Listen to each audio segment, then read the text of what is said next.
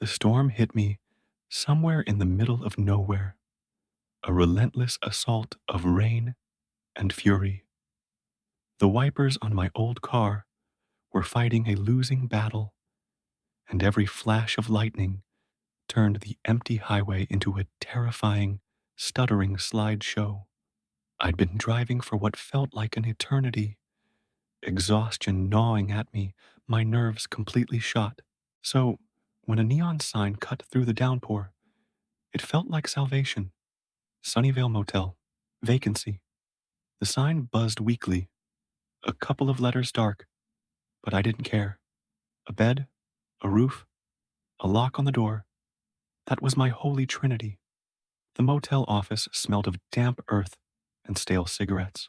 The clerk, a man who seemed to be made of shadows and indifference, didn't even look up as the bell on the door announced my arrival. He just slid a heavy brass key across the worn counter.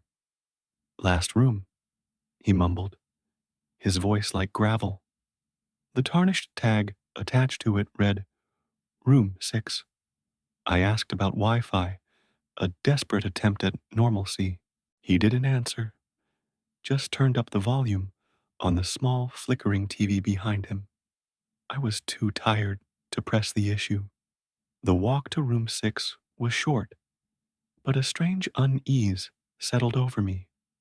All the other rooms were dark, their curtains pulled tight, yet I couldn't shake the feeling of being watched, as if unseen eyes were following me from behind the blacked out windows.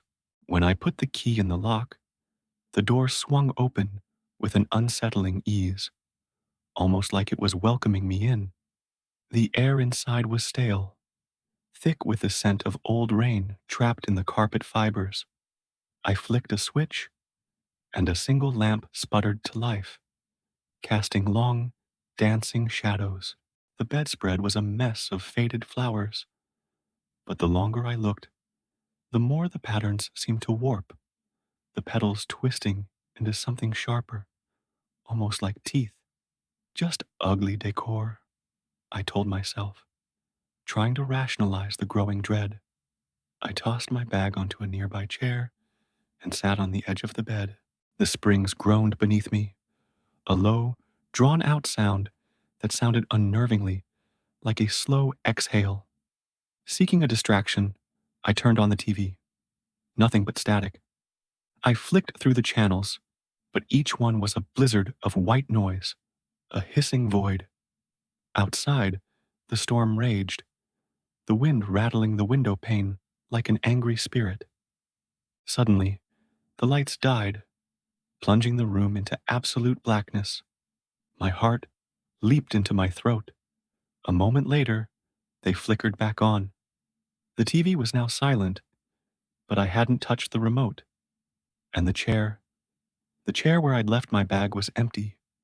My bag was gone. My pulse hammered against my ribs as I scrambled to my feet. I checked the small, grimy bathroom. Nothing. I dropped to my knees and peered under the bed. Just dust bunnies and shadows. I yanked open the closet door, revealing nothing but a single, cracked mirror hanging on the inside. But in its reflection, I didn't see my own panicked face. I saw the bed behind me, and there was something lying in it. I spun around so fast, I nearly lost my balance. The bed was empty. There was nothing there but that hideous bedspread, with its crooked, tooth-like flowers. My mind was playing tricks on me. It had to be. But when I forced myself to look back at the mirror, the reflection hadn't changed. It still showed the figure, a body stretched out beneath the covers, its face turned towards me. Its mouth was agape in a silent scream, its eyes two black, empty pits. That was it. I grabbed my keys from the nightstand, my bag forgotten. All I wanted was out. I lunged for the door, twisting the knob frantically. It wouldn't budge. I yanked and pulled, my hands raw, but the metal was ice cold, frozen solid. It was locked, trapped. Behind me, The bed creaked. Slowly, the distinct sound of weight shifting, of something sitting up. I squeezed my eyes shut, refusing to look, refusing to turn around and confirm my terror. Then, the TV hissed back to life, but this time, through the static, a voice emerged, a low, chilling whisper that slithered directly into my ear. Don't check out. At that moment, the doorknob turned under my hand. The door swung open, and I didn't hesitate. I stumbled out into the lashing rain, not stopping to breathe, not daring to think. I sprinted to my car, the engine roaring to life as I slammed the gear shift into drive. The tires screamed in protest as I peeled out of the lot, leaving the Sunnyvale Motel behind me. My chest heaved with ragged breaths, my hands shaking so violently I could barely grip the steering wheel. I told myself it was a waking nightmare, a hallucination brought on by sheer exhaustion. But then I glanced in my rearview mirror. The motel was shrinking in the distance, but one by one, its windows were lighting up, like a row of malevolent eyes, all opening at once. And in every single one, I could just make out a pale, watching face. I drove all night, fueled by pure adrenaline and terror. I didn't stop until I had crossed 2 state lines. Days later, when I finally felt safe enough to unpack, a cold dread washed over me. There, in my trunk, was my bag, the same one that had vanished from room 6. The zipper was half open, and peeking out from inside, folded with impossible neatness, was the bedspread, the one with the sharp floral patterns that looked so much like teeth. Now, it doesn't matter where I go. Every night, I hear the storm.